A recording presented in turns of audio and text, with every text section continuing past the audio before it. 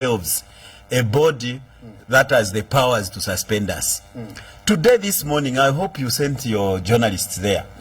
They said they called another meeting, DNC, where they said they have decided to suspend us. We are even confused. Which suspension are we supposed to follow? You've seen how confused they are. They did it yesterday. Today they realize, what didn't we do? What can we do? Again they sat, and then they are saying, no, we've actually now agreed, we've suspended them, and we'll write to them. When we talk of financial indiscipline, and I heard they were saying, no, the money that we've been using was coming from Mr. Kalaba. And I think I'll stand here. If that is what they said, if I come across evidence, then I'm going to Anti-Corruption Commission tomorrow to report Mr. Kalaba. Then Anti-Corruption should take interest. If Mr. Kalaba harbored and kept an amount equivalent to 4 million in his house, then Anti-Corruption should become interested. If that was his money, Anti-Corruption should become interested and asking Mr. Kalaba where he got that money. Why I'm saying so? Because we are the only party. We are the only party that managed to pay for each and every candidate who stood. We paid for their nomination fees. Mr. Kalaba is on record affirming to that. We paid for all the council chairpersons. We paid for all the councillors. Can you imagine how many people we floated?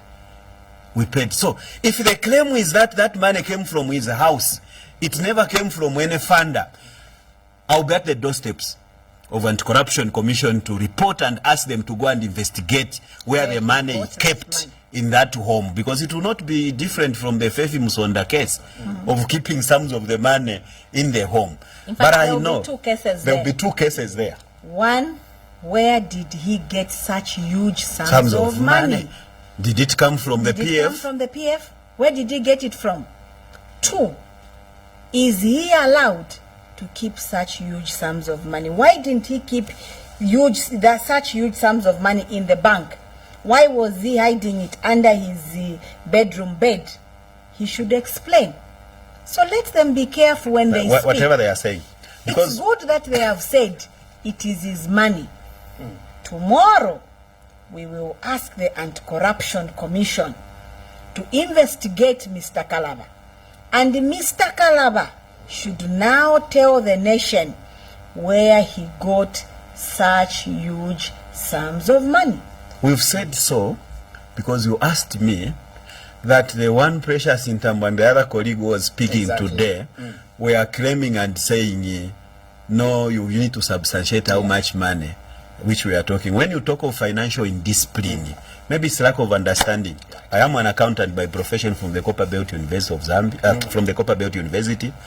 I am also a finalist in law. And when I'm talking, I'm not talking from without. My colleague is a graduate from the University of Zambia, majoring in psychology. So when we stand here to talk, when they say, can you mention the amount when you say financial indiscipline? That term does not go with the quantum. When someone says there has been financial indiscipline, and those are the things that we are now trying to quote and tell the people of Zambia. What we mean by financial indiscipline is because our constitution provide for the source of money, the sources of money that should come to the party. When that money comes to the party, our constitution goes further to provide on how that money should be accounted for. Number one, there should be disclosure. Where did this money come from? Number two, the quantum, the sum, the amount that came must be disclosed. Number three, it should be reported to the general membership of that money that came.